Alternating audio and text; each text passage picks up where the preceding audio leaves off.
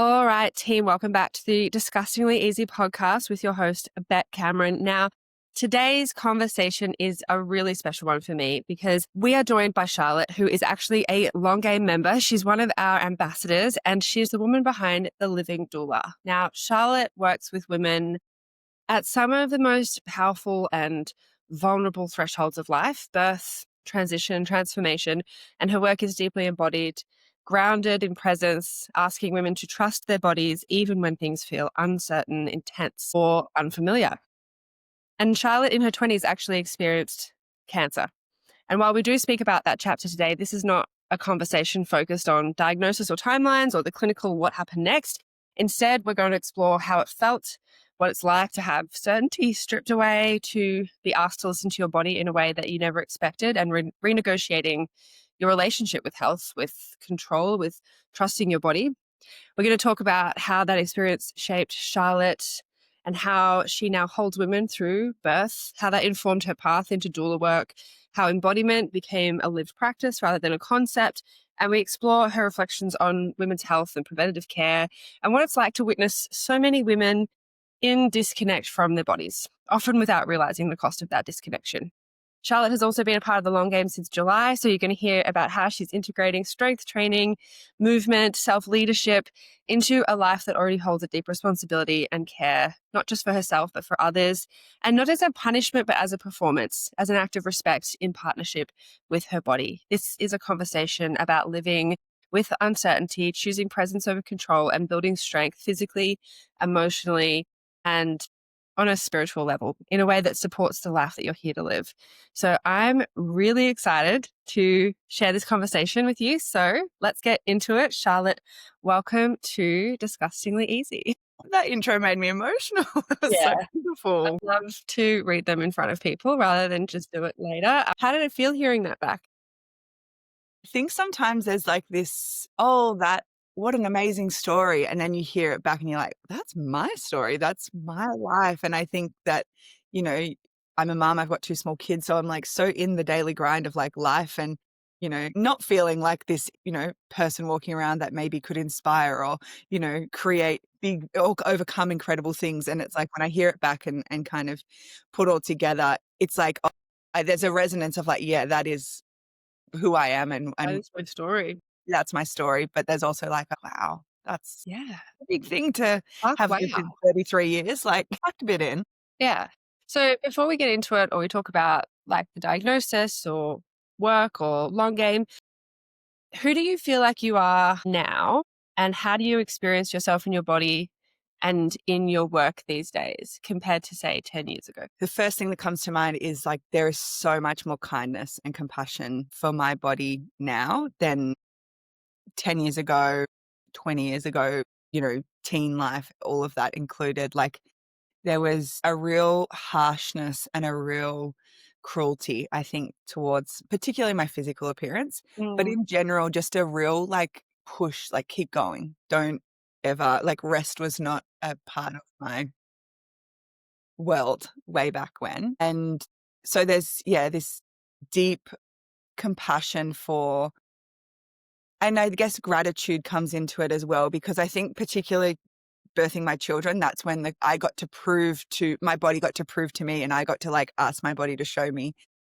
what are you capable of? Because all we've seen is like basically like not fitting the beauties, like the stereotype of typical beauty stereotype through my teen years and early years. And then in my 20s, having cancer and feeling very hard done by like my body. I'm like, mate, I don't do recreational drugs. I don't drink that much. Like what is going on? Like I haven't done anything to deserve this was the conversation. And then having the kids was like, my body can actually do really powerful, incredible things. And so that was a total reframe on seeing my body in actually that really was fortified through recovering from cancer as well, to be honest, because then I felt betrayed by my body, but then I felt my body come back online when I came back online with my body to like fight hard and be like, no, and I'd never treated my body with the respect that I treated it with through cancer recovery. And so that was like a big wake up in like, oh my God, I actually can be in relationship with my body and be in good relationship with my body. But then there was a lot of like rule and like regiment around that. So there was like, juice 3 times a day and take these vitamins. So then I had to like unwind from that and be like, my body can still be my friend, even if I'm not like whipping it into shape every second of every day. So I feel like where I'm at now with my body is a deeper reverence for what it's gone through. I don't feel like I look at it through the external lens as harshly as I did. There's a lot more like grace. Mm. If you were speaking to that version that you've referenced, that 20-year ago or 15-year ago version, how do you think she would have described that? So if now we're living with grace, how do you describe what she was living with? I think she was living with such distrust around her body. Just always felt like it was out of touch, like it was just out of reach, like the body that she wanted or the body that I was given wasn't right. And so then it just felt like I was chasing something that was outside of me all the time. But I think that stemmed from a real disconnection from self, actually, and was finding my worth outside of my own being. It was finding, validation in the wrong places. And also like the amount of self-sacrifice that happened from a really young age. I grew up in a really big family and I was the middle child. So and I've always been very perceptive and very aware of others. And I just remember like watching my mom and how much she had to do all the time. And I was like, well, I'm just not going to burden her. I'm just going to be the biggest, best helper that anyone's ever seen. And that was something that really followed me through my schooling. And, I was like always class captain, always school captain through always, what can I do to prove myself probably, but also show everyone how much of a martyr I am, really. Like, how can I show you that I will do anything to feel that love and acceptance from, all over. My mum and I have spoken about this a lot. All I wanted was mum to just say, come here and give me a cuddle and like stop. And my mum was so beautiful, beautiful mother, but she had 6 kids. Like she was working her tushy off. And I don't think she saw such a helpful person. She was like, oh, great, thank you. And I just went, I'll push those needs down. I'll push that connection to self down and my true authentic self. And I'll just be whatever you need me to be. Yeah, I really relate to that. I had a very similar experience. And then it's once you leave high school and you leave the structure of here's how you can prove yourself, here's how you can be validated, here's where you get your praise from. How did you then move into the world where suddenly all of that structure for all of that reassurance is taken away? I'm going to laugh because I know that this is actually really similar to your story, but I went into social work. Of course. Of course.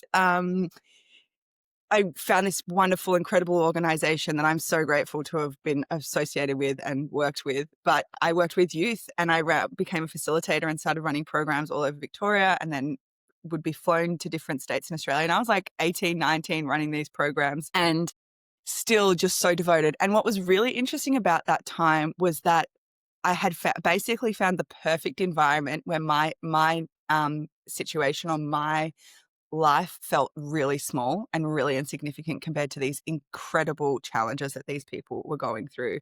And young people. I just remember the first time I ever went to something, I went home and I think I cried for like 12 hours. And mum came and she's like, what happened? Did something happen to you there? Like, are you okay? And I was like, you have no idea how lucky we are, mum. You have no idea that we're living a really blessed life. And I'm really grateful that I lived a life like that where I did feel so grateful, but I also feel like it did a disservice to me in some ways as well, because it made me go, unless something horrific happens to you, you just be there for everyone else because, yeah. And I remember there was one facilitator who said to me, I just want you to list off we used to do a lot of like personal development work at these workshops and stuff. And she was like, I want you to list off all of your qualms, like all the things that you feel like annoy you in the day that you never get to voice. And I was like, no, I couldn't possibly do that. And that activity was something that stayed with me because it really was this moment to just acknowledge like how much I just go, don't even think about feeling that. Like, and there were the tiniest little micro moments like, oh, that person didn't say hi to me when I walked into the kitchen room, like the tea room, and little hurts that I was never validating. And that really built up to bigger hurts. When I looked through my teen years and stuff, there were lots of hurts that I just basically like, no, they're nothing compared to what other people are feeling. And so, no, you're not allowed to feel that. So, yeah, I walked into that youth work environment and was basically like, great, I'll just be needed. I'll just continue to be needed. No worries. Yeah. So similar. So similar. When you talk about that disconnection from self and that constantly pushing down your needs or not validating how you're feeling, it's really popular. And part of the thing I want to talk about a lot more on this podcast is this hyper awareness of personal development or self responsibility when it comes to our emotional well being and its impact on our physical health. And I don't know about you, but I definitely went through a time in my 20s where it was like every physical ailment was like, what is the message? What is the deeper meaning? What is the, like, what have I done? Am I not expressing my anger? Do I need to be more open with this situation? And I think sometimes we get a little bit too caught up, or people get a bit too focused on the psycho-spiritual side of physical health and ignore the fact that sometimes these things do just happen, but sometimes there's also like other reasons that these things happen. Did you go through that where you had that, I guess, internalization of like why this is happening? Oh, yes. Massive, massive, massively. Like, I would say that the last 10 years have been tinged with like, what am I doing wrong? What have I done to manifest this or create this in my body? Manifest this, absolutely. And it's, I think maybe 2 or 3 years ago, I was like, this is so unhealthy and this is not serving me at all, because I was constantly in this blame cycle of like, I haven't done enough, haven't done enough, haven't done enough. And it was actually just a lack mentality that was still a scarcity mentality that was still like infiltrating my brain. What's really interesting is when I was first diagnosed, I actually felt relief because it had took me a really long time to get diagnosed, classic women's health stuff, just not being taken seriously.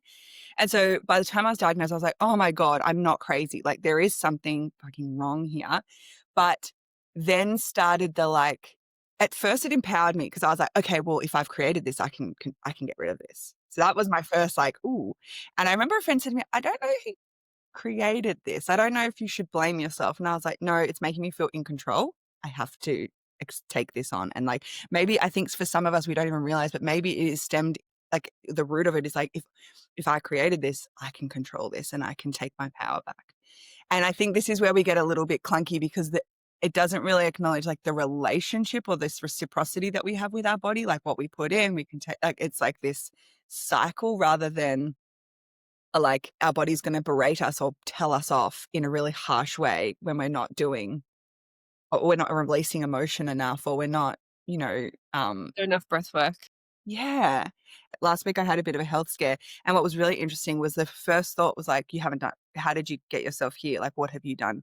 What have you not done enough of? Or like what? And it was such an interesting thought cycle to catch and be like, oh, that is so harsh and cruel to go there and start being basically nitpicking on my own experience over the last 10 years. And I did this whole thing where I was like, but I thought I'm living a life that feels good for me. I thought that, and it was just, I was like, whoa, we got to catch that real quick because that is so unhelpful. It's so mean. I feel like I've definitely been in that trap. I've definitely been there. And to move away from it is actually so freeing. Yeah. How do you relate to things like having that scare last week? And do you want to expand on what happened? So last week I found a lump, which is the first time in 10 years. So I'm coming up to celebrating 10 years of being in remission, which is a really big deal and something that I have noticed that I'm not really big on birthdays. I'm not really big on, I like love Christmas, but that's, again, about everybody else. Are we noticing a theme? Birthdays are, so I'm just like, oh, it's a really busy time of year for my family. And sometimes I'm just like, I'd rather just like have a cozy dinner and, talk about our feelings. Like that's my favorite thing to do. So like, let's do that. Whereas next year I'm like, no, you are celebrating this because this, and in a bigger way, because this is something that also, I also want to acknowledge, like, I have been through the last 10 years, but also like my partner has been through the last 10 years with me. We've been together for 14 years. And like, I just want to celebrate the life that we've built and what we've gone through and all the things. We haven't had a wedding or anything like that. And I'm like, I just want to really, whether it's a holiday or a party or whatever it is, I just really want to acknowledge it. And so coming up to this 10-year thing, been doing the long game. I'm doing all these things to like nourish and celebrate and feel strong, really using this as an opportunity for my body to be made a priority. especially after having kids and all the things. Last week when I found a lump, I was like, no, no, no, no, no. I've never found a lump in the last 10 years, by the way. Like, I think I've freaked myself out by like feeling lymph nodes too much and stuff, but never found something that I was like, what the fuck is that? Like that, it immediately knocked the wind out of me. And I went and told Jack, which again, I wouldn't normally do. Sometimes I'd just be like, sit on it for a day or two and like keep feeling it. Just, what is that? But I went and told Jack and I was really emotional. And he was like, I think you just need to book in and like see someone straight away. So I saw my doctor. I booked in to see him for the Wednesday after that. So I think I found that on the Friday night and I was booked in to see him on the Wednesday. And then Monday morning rolled around and I woke up with like hectic tonsillitis, like golf ball size tonsils, and could barely swallow. And my sister happened to have an appointment with the same doctor that day. So she was like, take my appointment today because you need to get seen too. Like, you're really unwell. So I went and saw him and he supported me through chemo. So he kind of knows the history and he just went, you're going straight to a CT scan. And I was like, immediately back in this space of questioning and the unknown and uncertainty of like, oh my God, is everything about to fall apart? And it just, I went into a full re-traumatization space. I was like, the fear that wanted to come out of my body was just so immense and so intense. I went into this scan. My mind already went into like obviously worst case scenario. And now I'm a mum. Like the worst case scenario is just so much worse. And then I went straight back to my doctor afterwards and he's like, listen, they've already called me. And unfortunately the scan was inconclusive. They found something over your neck and over your abdomen that we're not sure what it is. And if it's something, it's really early, but it could be something. And I was just, we're inconclusive until we get the blood test. And I was like, not what I thought he was about to tell me. And just, my mum luckily was with me for this news because I'd driven up to the city and I was just like in total shock. I was in total shock. I was like, how are we here? This is not meant to be my 10-year way to celebrate. And so went back to my mum and dad's next morning, had to go for blood tests and then wait another 24 hours. And that window of sitting in that uncertainty, in that discomfort was so yucky and so challenging. And to watch my loved ones have to sit in that with me was just so awful. And just feeling so confused. Like, what is going on? Why is this happening? And then the next day I knew I had this call with my doctor and he called and he immediately was like, it's good news, Charlotte. It's good news. And just the relief that I felt, I cannot tell you. Me and my partner just burst into tears and was so, so relieved because I think you're hoping that it's nothing, but then you just are holding on so tight to be like, what is ahead of us? And I think just because we know what the path has looked like in the past, that's what was scarier. You know, it was like, how are we going to do this again? We've already had to do this once. Like we're in our 30s. Like, what is going on? And I think I felt this is really honest, but I felt like this sense of like, I know my ending. This will get me one day. And I don't believe in that thought, but that's what I felt. And it just, I think I really realized that even though the last 10 years have been full of so much beauty, birthing my children, there's also this sense of like, if that comes back, you know, that fear of it returning. And I feel like I don't know if I'm in a space of gratitude yet for it scaring me last week, but I would say that I'm in a state of acceptance that it happened and that I have an opportunity right now because it was nothing to like redirect and fortify my personal like care on my personal mission to go even harder for this 10-year anniversary of like, okay, I it's like you've been given another chance or something to be like, no, this isn't your path. You are meant to be here. You are healthy. You are capable. And so it just, gave me a big kick up the bum in a positive way, not in a like brutal way, which I think in the past it was a brutal way, you know? Yeah. But I'm still figuring it out. It's still very fresh. So I'm still understanding all the threads. Yeah. You're still learning how you're going to relate to it, how it's Yeah. going to feel, how it's going to land. It's really interesting to me because I love these conversations that speak to just the fact that certainty and control around our personal circumstances, our situation, our life is such an illusion. And I want to speak to that idea that we if you haven't had an experience like what you've had, it's really easy to assume my life is going to go like this, and then I'm going to have kids, and then I'll get older, and then the kids will leave, and then I'll do this, and then I'll do this, and then I'll do this. And it's like you can get hit by a bus tomorrow and not have done any of those things. And would you be happy with the life that you've lived up to this moment?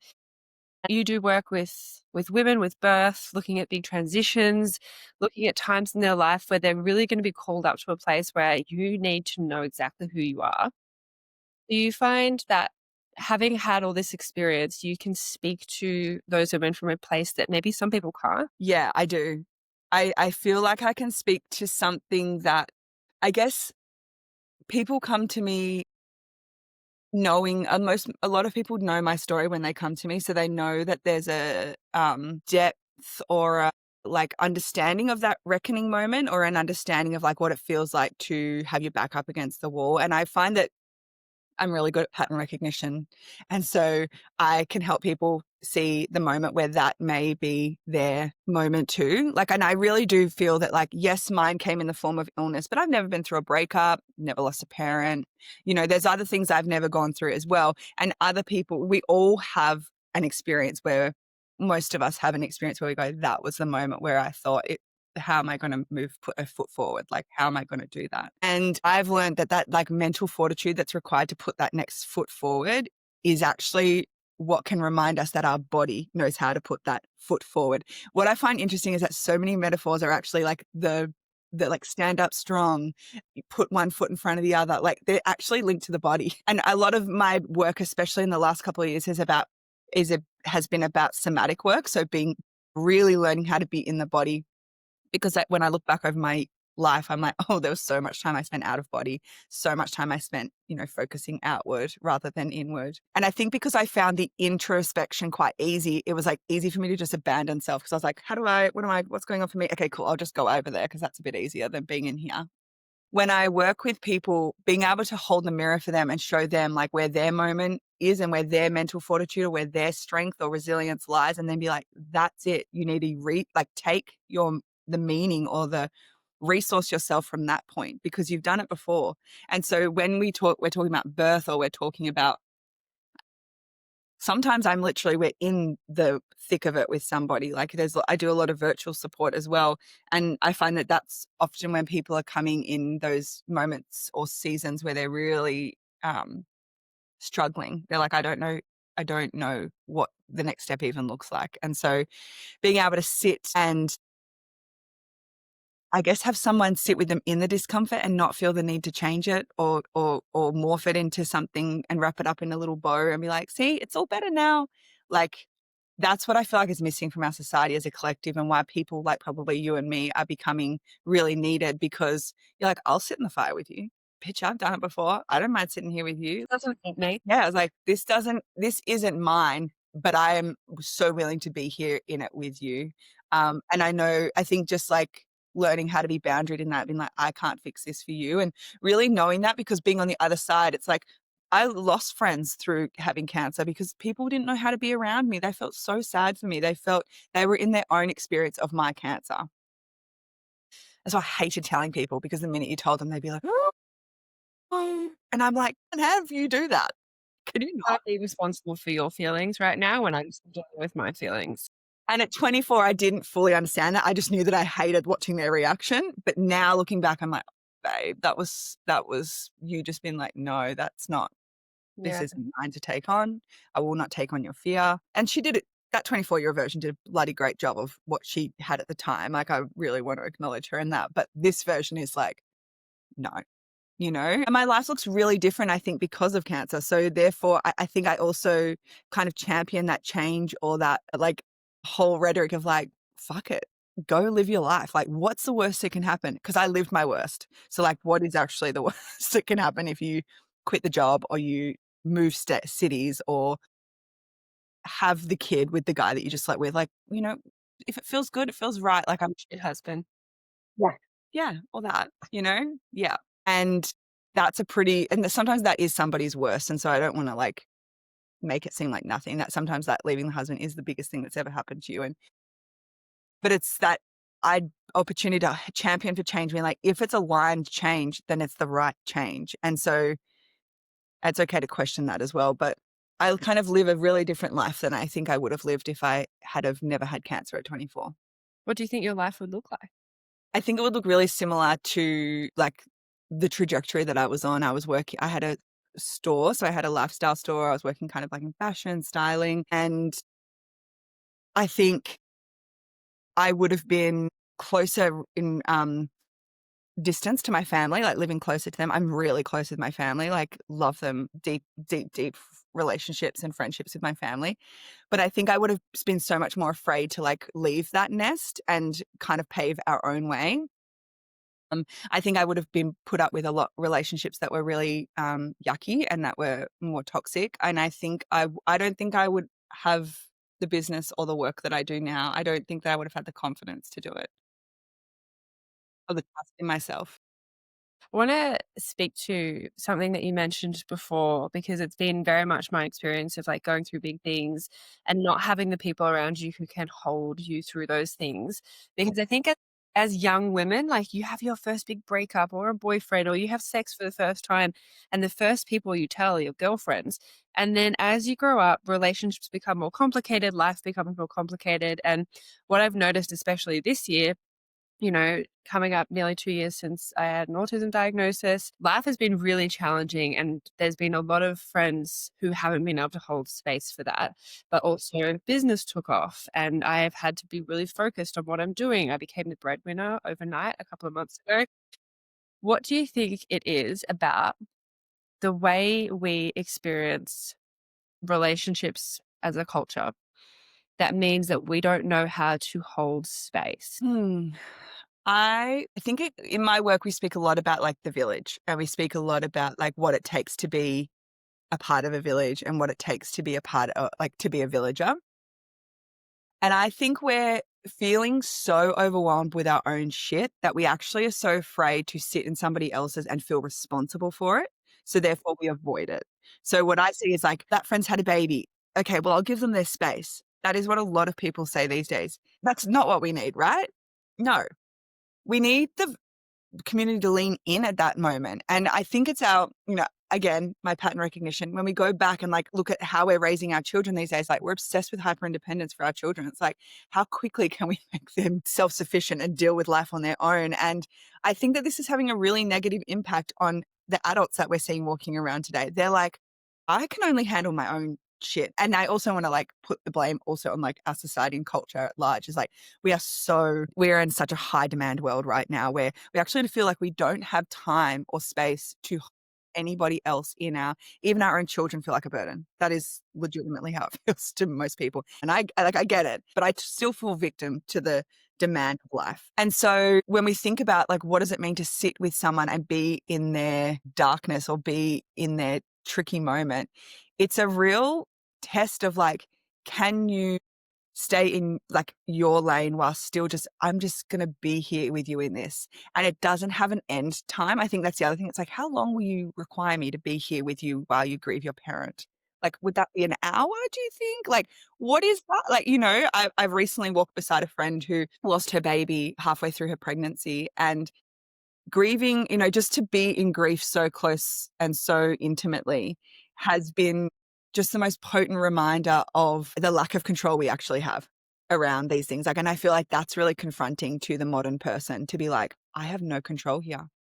When in a world that kind of feel like we think we can control it, grieving especially, or tricky, hard moments, or where the end is not obvious, like how to wrap it up in a bow isn't clear, that's an incredibly uncomfortable experience for us. And I think that's where that holding space, the lack of ability to hold space for others, is where it's coming. Like this, you can see there's like a few different ways, but I think ultimately it comes down to like, how am I going to do this and my life at the same time? And how dare I how can I possibly put down my life for a second to be here for you? Because then what am I going to return to? It's almost like, is this contagious? This like Yeah. thing going through? Or even the sense of like the expectation of reciprocity is a really hard one because it's like, if I do this for you, what are you going to do for me? Or you didn't show up for me in a certain moment. Why should I be showing up for you and not Yes. having this like understanding that we just are all moving through, bumping into each other across life, and it's not going to look equal. It's not going to look perfect. But I love what you said, that colliding of like hyper independence with a much higher demand society. And I see that in long game all the time where people are literally apologizing to me in their check-ins for needing me. And I just have to reiterate to them, like, you're paying me. Like, I'm not doing this out of the kindness of my heart. It's okay for you to just say whatever you need to say. And I think part of that discomfort, like we're also dis disconnected, generally speaking, disconnected or in so much discomfort from the overwhelm of our own life that sitting with someone else's discomfort when we can't manage our own becomes near impossible. And there are a few women who are standout in my life who have an incredible capacity for sitting in that, and it becomes really clear who you go to and who you can rely on for that support and who you can't. Yeah. Yeah. The other thing I wanted to say is, which I see a lot in my work, is we are also very uncomfortable to receive Mm. somebody sitting with us in our stuff. Like that is when you talk about reciprocity, it's like you actually have someone who's willing to be seen in their muck as well, willing to be seen in their humanness and in that vulnerability. That's, I think, also why people, in that early postpartum or in when they're grieving a partner, they're like, let me just go inward and I'll return when I've got this all figured out. My And I face back on. Yes, and I think that's we're doing a real disservice to each other by not letting each other into our messiness and into our vulnerability. And obviously, I am in this very privileged position where I get to be in a lot of people's most vulnerable moments, but they pay me because they can't ask their community. Their Mm. community, and that's something that I actually talk to a lot with my clients. I'm like, I'm here. You've chosen me to be here with you in this moment because for some reason I'm less threatening than your mum or your sister or, whoever else. But it's this tit for tat. It's like, oh, but I'm okay to take from you because I've paid you. But I couldn't possibly ask that of, the loved ones in my life. And what the beautiful thing that I get from being shown your vulnerability, from being shown your, authenticity in your struggle is that I feel less alone in my struggle. And you're robbing your beautiful loved ones who care about you so deeply of that being, this beautiful shared moment that I now feel closer to you because of Closer that. to you, and also as if your vulnerability can be received and held.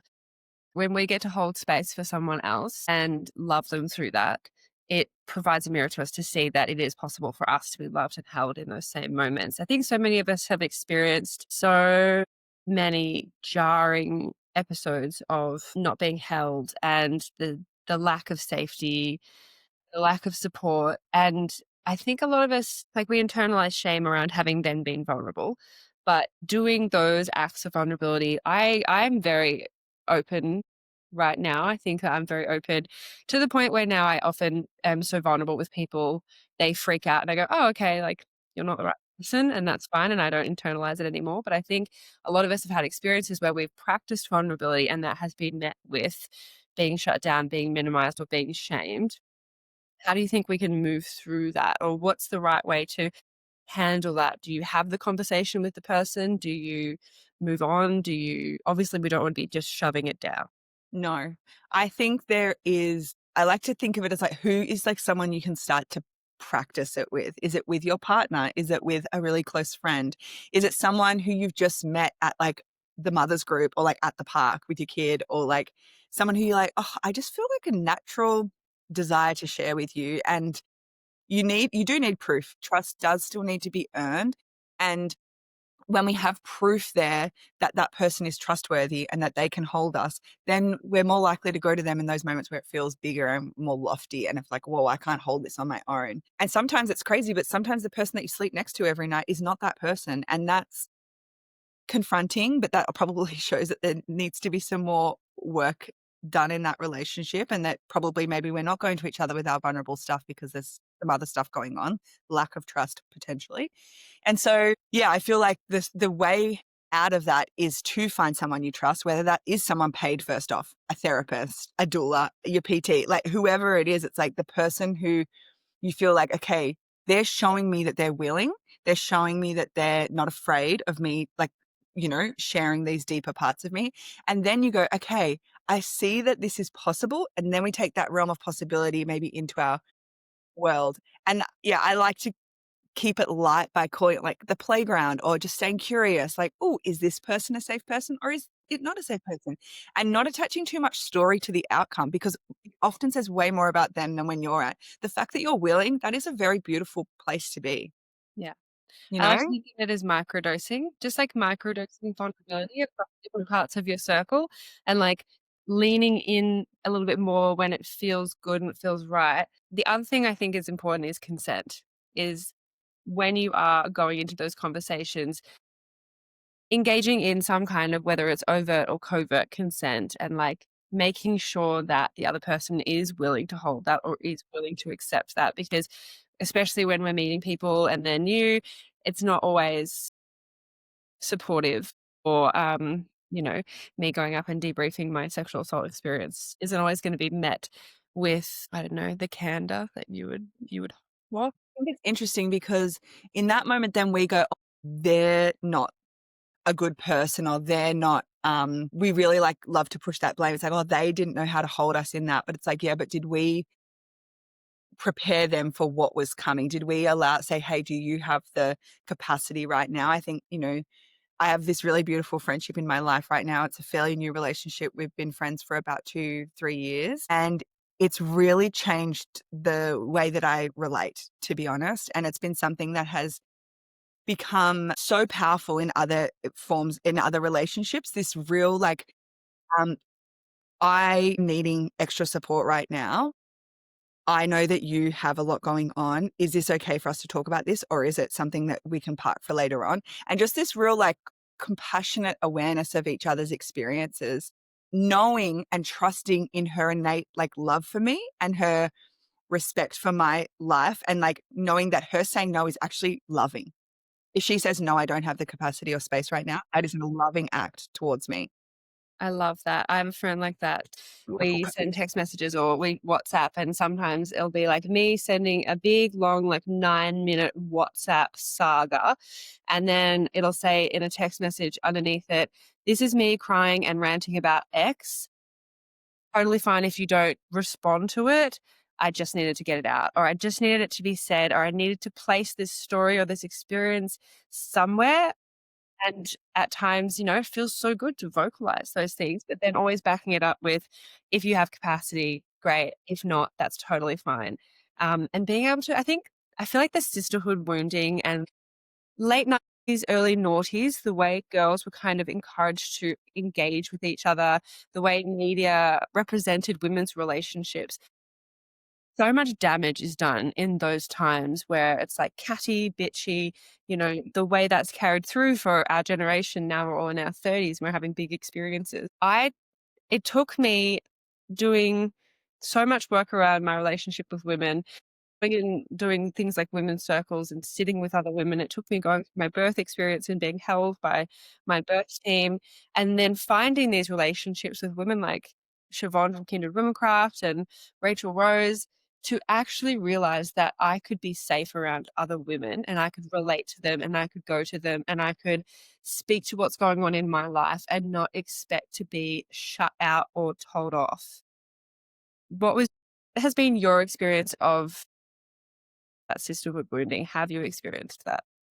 I'm really fortunate to I have I have 3 sisters. So I'm one of 6 kids. So I have 2 brothers and 3 sisters. And I have a mum who is a really beautiful woman, and really, I always say to her, I'm like, do you know the quote, the Socrates, I'm pretty sure it's Socrates. It's like, a man who admits he knows nothing knows everything.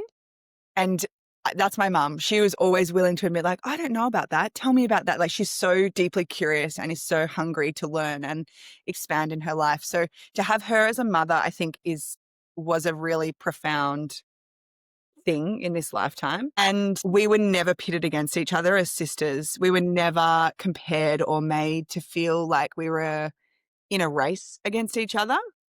And I think the fact, like, we sit here now, like, they are all my biggest cheerleaders, supports. Like, they we're all entrepreneurs, like go figure, because we all were encouraged to just be ourselves and go and do, and we all were encouraged to like live who we are, you know? Our parents never put any pressure on us to be a certain way, to go to a certain degree at school or anything. It was always like, what are you happy? Like, what's important to you? And that is interesting because my mum and her sister have a really fractured relationship. And she was like, and she really witnessed like her mum uncomfortable in her womanhood.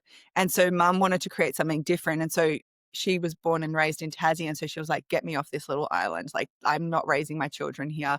They need more diversity. They need to see different things. And I want to challenge myself to go and, rise to the challenge of mothering 6 children as well. So I wouldn't say I had sisterhood wounding, but I think going to an all-girls school and noticing the kind of cattiness and noticing how, brutal women can be towards each other was something that I like deeply just like rejected in my body. I was like, no, I will not engage in that. I wasn't someone like all through high school.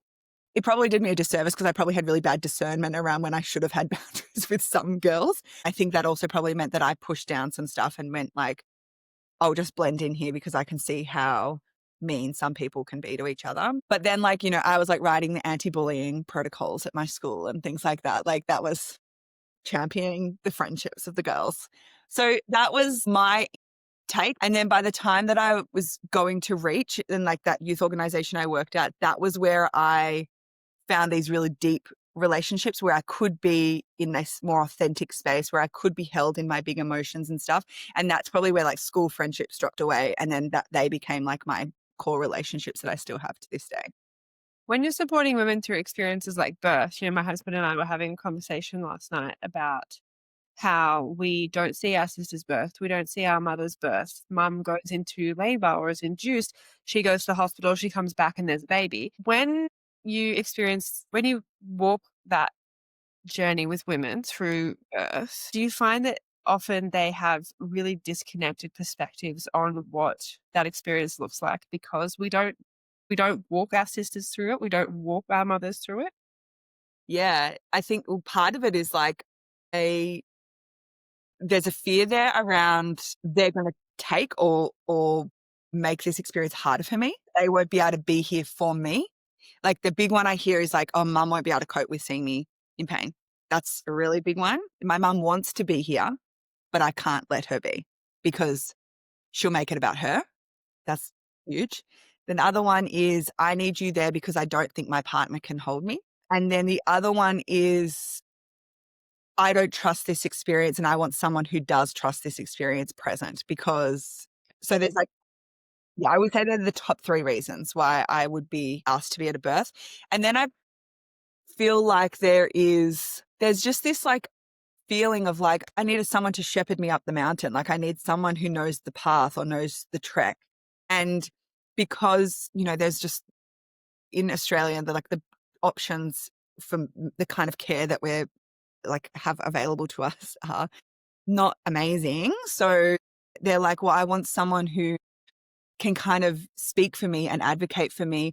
And that's a really big responsibility. The fact that they trust someone external versus somebody who is closer, more know them more intimately, because I think this is fair. It's like they're going to be more concerned about my well-being rather than my wishes or, which sounds weird, but I obviously deeply care about their well-being, but it's like, I'm going to hold your values like here rather than, a mother who's like, my daughter's in pain. Like I need to help her. So It comes back to that not being able to sit with someone's discomfort, seeing your partner in incredible stress and pain, and your knee-jerk reaction is to alleviate that pain and say yes to the epidural or yes to the emergency C-section or yes to whatever gets them out of this pain and discomfort because I can't handle seeing them like this, which isn't necessarily reflective of your wishes.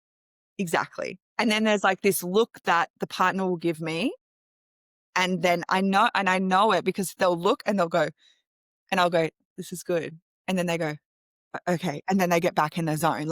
And so yeah, it is a complicated one, I think, where they want someone who's actually witnessed and been with birth before, because that's also where, when we talk about that trust building of like, I can trust in this experience, they need someone who's there, who's like, we're good. Like, this is all brilliant. This is all flowing in the right direction. That is also when we're so removed from that experience, to have someone sit there and be like, this is normal, because they don't know what normal is. They don't know, I didn't know before I walked into birth as well, it was A lot of us think what normal is what we see through the media, and waters break, and then there's lots of screaming, and then all of a sudden the baby comes out. exactly. Looks a little different. When you speak to, wanting to outsource that trust, it makes me think about how doing the work we've been doing inside of Long Game. I started as a PT 10 years ago, teaching a lot of martial arts, teaching kickboxing, teaching boxing, watching women grow strong, not just physically, but like psychologically and emotionally. Done a lot of like coaching and working with victims of sexual assault and violence. And what I come back to so often is when you're struggling to have a sense of safety in your body and to act on a sense of strength in your life, you can find that through physical movement, through the physical application of strength training. And that provides a map from which you can start to source that psychologically and emotionally. When we think to the journey you've been on and everything you've been through, moving into strength training, how has that felt for how you relate to your body? I feel that the biggest thing, which I've spoken about in sharing about the Long Game before, is the capacity growth. Like, I just feel like what I can hold literally and figuratively is just like, oh, like I remember the first workout I did, I was like, oh shit, what have I done? This is bad. This is bad, girl. What have you done? This, you cannot. And I felt like re-injured. I felt like, because I had this like sore leg at the time, and I was like, oh no, this is going to be bad, Charlotte. Like, because I did join on a whim. I don't know if you remember, but it was like, The day you off. accidentally had left it open for like 2 more hours, and it's somehow just like, I got in there. And I remember, that first workout, and I thought, shit. And I felt vulnerable. I felt like, oh crap, like I could easily just not do this and just like drift away and say, whoopsies, made a big mistake, accidentally pressed purchase. But I didn't. And I was like, no, I'm going to keep going at this, because I was so committed to this long-term vision as well for myself. And there were so many values, like the alignment of values between me and what I was searching for and within the Long Game. And so then, and I trusted you too. I trusted that there was like this process that I just had to fall into, like birth, like recovering from cancer, like going into the wild unknown, being like, and I remember the thing that you said to me that really stood out was like, it's inevitable if you just keep going. And you say it a lot, and I love it so much because, and I've used it in my life a lot actually, quoting you all over the place, but it is just so, that was just so potent, the way that you said that to me. And I just remember being like, if I just keep doing this, something will happen. And then I looked over my life, and it's like, as is true for the rest of my life, like having my kids, recovering, taking care of myself, moving down the peninsula, like all these things. I'm like, you just did it. You just keep doing it, and things fall into place, and it keeps happening. And so, but when I really felt the impact of the Long Game was about a month ago, 6 weeks ago. And I had the biggest month of my working career as a doula.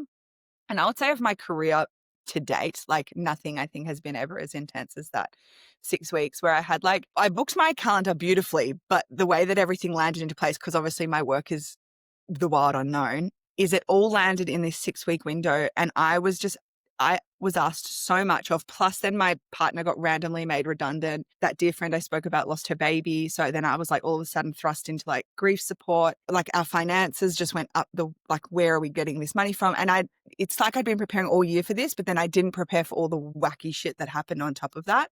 And I kept consistent with my workouts. And I could not believe that I had the capacity to do that. I actually was like, what?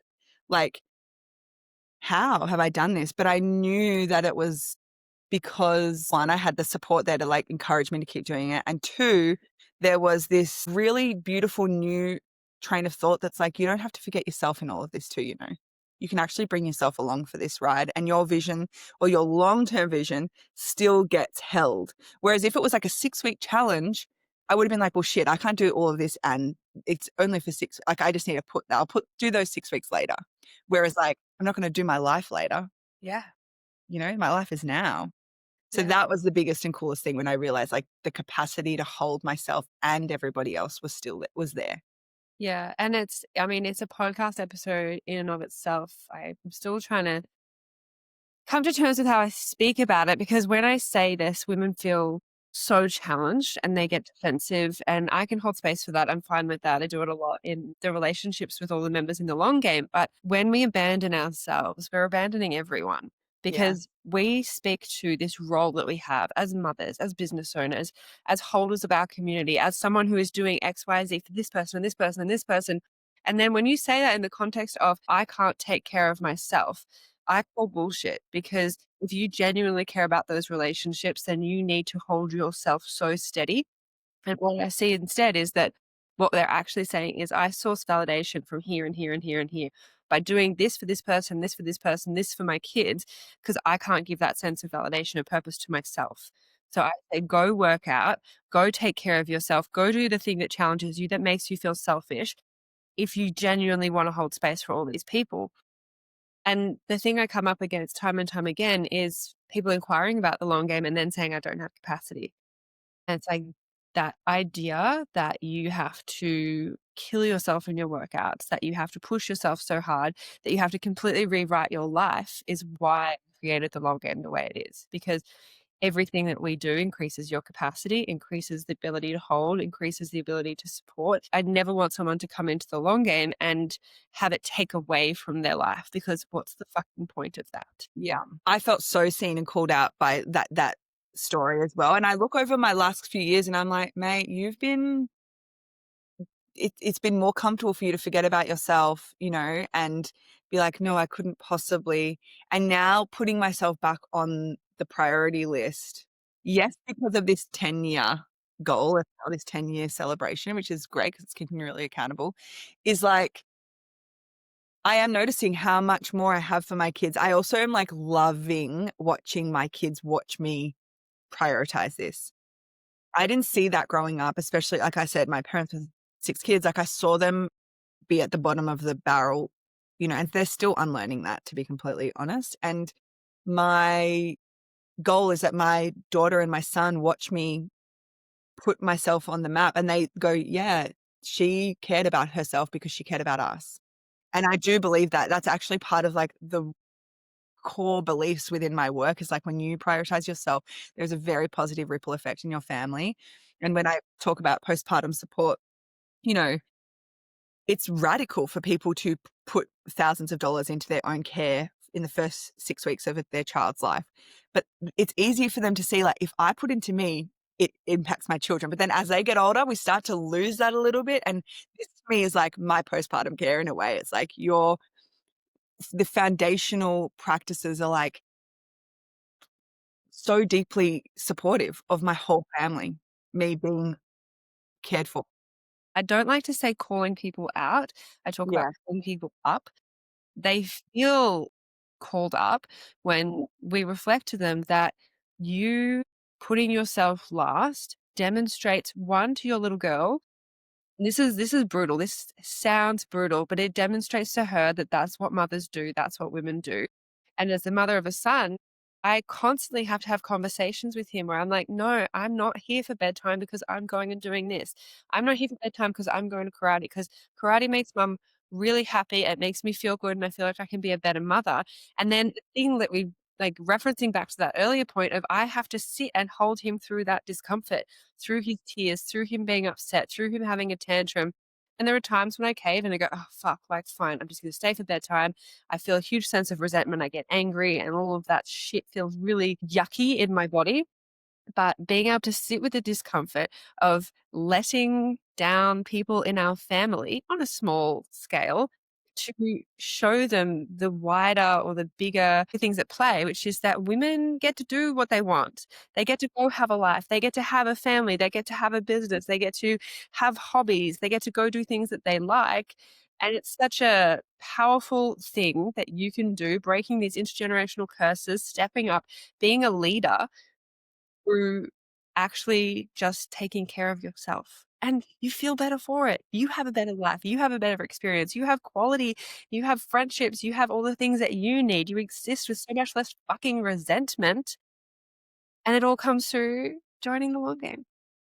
I couldn't All you agree need more. to I do, couldn't agree join more. the long game.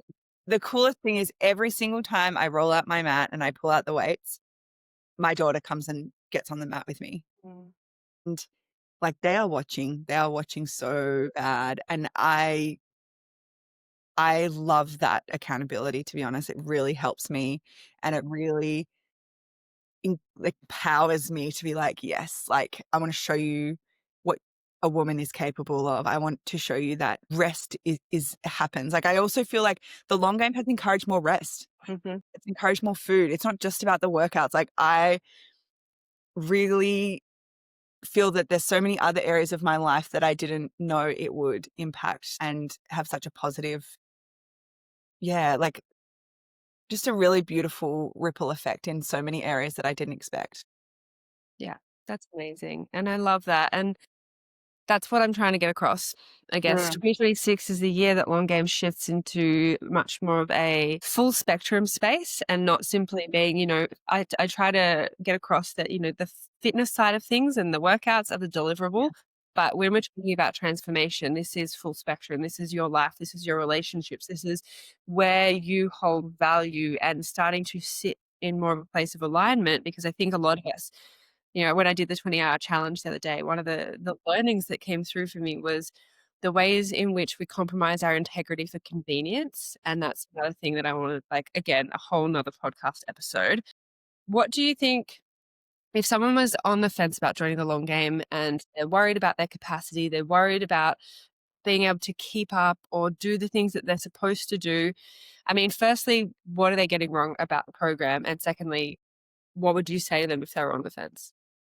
well, one, I think it's like that whole idea of like, if I can't do it perfect, then I shouldn't do it at all. That's bullshit. And I've definitely lived my life like that, like, especially when it's come to like fitness stuff. Like, I've been like, oh, I have no idea how to do that, or I'm not going to get it right. So I just won't do it. Like, I think I've said to you for the last 7 months, been like, I need to figure, or 6 months, I need to figure out macros, but I don't have the mental space for that yet. And that's okay. Like, I don't have to do all of it perfect all at once. I'm just doing the bits that feel good, the bits that feel right. And then I'm just like stacking them as we go. Cause I'm relearning and learning a lot in this experience and breaking my brain in some of the stuff. And I'm like, right, I was totally bought into, the calorie deficit space, and that's not actually how it works and all the things. So that's one, like that whole perfectionist is literally keeping you stuck and stagnant. And if you're on the fence, I think you really got to sit with like, what am I scared of? What Mm, am I scared of? What's going to happen? Often we're scared of change. I think that the biggest thing is like change. I love change. I think change is so healthy. And if somebody said to me in like 10 years time, or like I went to a high school reunion, they're like, oh my God, you're exactly the same. You've never changed. I'm like, what an insult. That's awful. Like, I'm not 18. I've gone through so much. Like, this is who I am today. And I always like to think like you need to reintroduce yourself to people, be like, this is who I am now. Like, don't hold me to that version of me in the past. Like, this is who I am now. Sometimes we're afraid of that change because it's inevitable. If you join the long game, it's inevitable. Change will happen. And so I just want to, I guess, hold the tenderness and compassion for that fear. But then at the same time, fear doesn't deserve to run your life. And so jump to it. I read my son a book nearly every night that talks about being brave, and being brave is feeling fear and doing it anyway. I love that. If a 4-year-old can come to terms with that concept, we can We do it can, at we 55. can do it. And the Yeah. other one that still remember the class that I was in when I heard this quote. It said, fear is your body's way of telling you you're about to grow. Mhm. And I feel like that's also applicable in this scenario. It's like, oh, this feels stretchy. And then you do it anyway, and the stretch does happen. But it's a good thing. It stretches you into places that all the things that you want are on the other side. Amazing. Aptly titled Disgustingly Easy, this podcast is all about the fact that my belief, my philosophy, everything I do in the long game is based off this idea that like anyone can do anything they want. You can move into any area you want. You can overcome anything that you want.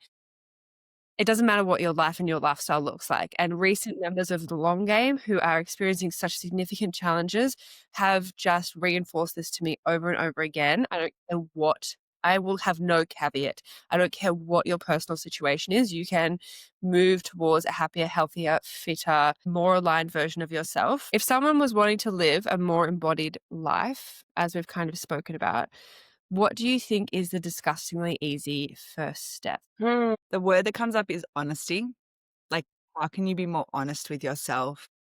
Because if I went back to that version of me that first signed up for the long game and did that first workout and was like, this is too hard. Like, I can't do this. I think there was also this next thing of like, but if I'm honest with myself, then I would know that this is uncomfortable for me and I don't like being out of my depth. I like feeling in control. I like feeling like I know what's next. And to be so honest with yourself, to be like, oh, this is my like Achilles heel. This is like the spot where I need support. Then you can be honest with yourself and then ask for that support. Be like, I need you. I need that like help. I need your guidance. And yeah, that radical honesty, I feel like sets you free sometimes. Being like, oh, Absolutely. yeah. And I had a coach that used to say, truth speeds up the inevitable, which is yeah, something that I try to live by, which is like, if like I know I'm going to get to this place eventually, and the thing that's holding me back is that lack of honesty with myself or with the people around me, or if something needs to be said, and I think to myself, well, if it's inevitable, I can make it happen now. We could be in this place now or tomorrow, or I could have that conversation really soon versus thinking about it and churning over it and feeling all that discomfort in my body. Truth speeds up the inevitable. I also feel like there's such disillusion. Like, I feel like I never had scales in the house because I was like, no, I don't want to like even engage. I don't want to know. It's like what I can keep hidden from myself almost. I don't have to own up and confront. And I told you, I think maybe in August or something, I got scales in the house just to desensitize myself, to be like, it means shit, but I'm not going to be not honest or truthful with myself about what just is, like what's a fact. And I think that's a really helpful place as well to be like, I can handle the truth. Yeah. What where is my fitness level at? What can I do? What can't I do? And then knowing that like all of this is changeable. All of this can, I can be heavier and lift heavier and that's okay. Like all of that just is so freeing and yeah, not being afraid to like know what you're actually dealing with. Yeah. Yeah, for sure. A lot of us want to avoid being triggered, and women often speak to me about not wanting to weigh, and I just don't want to go there. I don't want to be triggered. And I was like, yeah, but you know what? As long as you're in that position, you're always hiding from it, and it'll always be at the back of your mind as a thing that you don't know, and you don't know how you're going to handle it, and you don't know if you have capacity for it. Versus, if we can overcome that and treat it as data, take the emotion out of it, destigmatize it, and decentralize it as something as having such huge worth, it's an incredible place to be. Because I have you here, I am curious to know, because other guests I've had on aren't members of the long game, how would you describe my coaching? I would describe it as in like the truest sense of it, tough love. Like it's so loving and so deeply compassionate, but it's also so you're like not afraid to tell the truth. And I think that's something that is so refreshing and so comforting as well, because I just know that you're not smoke and mirroring me to make me stay or to make me, be a part of the long game. I feel like you deeply care. So therefore you are willing to put it all on the line and be like, babe, I care about you so much. I'm willing to tell you this, this, and this. But also so human. Like you don't expect me to be a robot. You don't expect me to have everything sorted all the time or have to be meeting these, goalposts that I've set for myself, by the way, and nobody else. If like, but also so, you also want to make sure that we know how to resource ourselves, that we're not so reliant on you that we don't know how to do it for ourselves. And that's something that I thought that I was going to need. That was actually one of the things that I was like, oh, is because it's online, because it's not in person, like, am I going to be able to do this? And actually it's been so cool because I'm like, oh, I can do this for myself. And that is something that I didn't know I would get. And that is really helpful and fun and supportive, being like, I don't need to know everything right now. If I have a question, I can go to Beck and she's at my disposal when I need her. But it's also not like I can actually handle this myself too. Whereas in the past when I've had PTs, I felt like this little like just follow you around and do the exercise, but I've not learnt anything. I can't take it out into my life ever. It feels actually kind of a rip when you think about it now, because you're like, why did I not walk away with any knowledge about anything? Whereas in this, I feel like so resourced to support myself, and also the encouragement to like engage with each other. That's been really, really, really supportive and just powerful. Being, when we talk about sisterhood wounds and stuff, like for everyone to want the best for each other and encourage each other, no matter what season we're in, is just really cool as well. That's just exactly everything that I've ever wanted. Like being able to hold people with that duality of like, I see what you want and I'm going to push you towards that, or hold the vision for you, or show you what it takes to get there. And I'm not going to let you take shortcuts. I'm not going to let you give up on yourself. And I love you. Yeah. Like I can see your shortfalls. I can see your shortcomings. You cannot do the thing. You cannot follow through. You can feel like you fucked up. Come and tell me.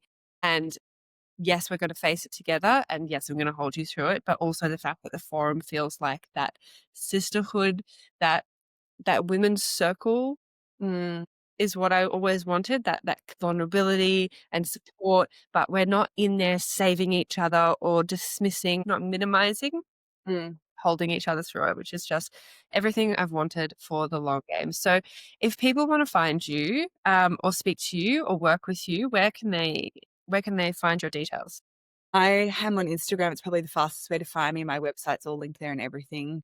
The Living Doula, Mhm. Doula. And I called myself the Living Doula because I was touched by death and the fear of dying, which actually made me live a more authentic, radically me life. And so I called myself the Living Doula because I want to hold people in those moments where they return to themselves and find their most authentic way of living as well. Beautiful. Amazing. So I want to say a huge thank you to you, Charlotte, for this conversation, for the honesty, for the depth, for the way you spoke into the body, health, uncertainty, embodiment. I feel like we've covered so many things in the context of living in integrity. If you're listening to this conversation and something has landed for you, I'd love you to not rush past it. Let it settle. Maybe notice what it's bringing up for you in your body, what it reminds you of, and maybe where it's gently asking you to pay more attention, take yourself seriously, or maybe just as we said, be honest with yourself. You feel called to share a quote or a moment or a screenshot from this episode over on Insta and tag both myself and Charlotte. These conversations grow when they're reflected and they're shared. And you'll find all of Charlotte's details in the show notes. So if you want to connect with her or learn more about her work, you can do that there. If you're inside the long game, I would love for you to head to the forum and show Charlotte some love. Let her know what resonated, what stayed with you, or what this conversation perhaps opened up for you. And as always, my friends, remember, when nothing is certain, anything is possible. You've got this, and I've got you.